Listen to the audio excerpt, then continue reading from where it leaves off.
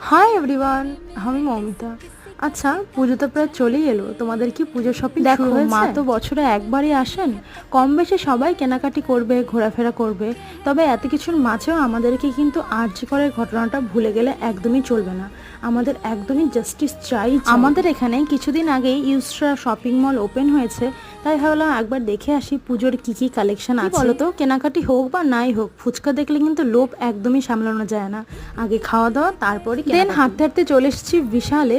এখানে কিন্তু জামা কাপড়ের সাথে সাথে গ্রসারিজ আইটেমও পাওয়া যায়। জানো তো, এখানে না জুতোর বেশ ভালো কালেকশন ছিল, তো পছন্দ হওয়াতে আমিও এক জোড়া জুতো কিনে নিই। আর থার্ড ফ্লোরে গ্রসারি সেকশনে অনেক অফার চলছিল, তাই কিছু জিনিস ওখান থেকেও নিয়ে নেই।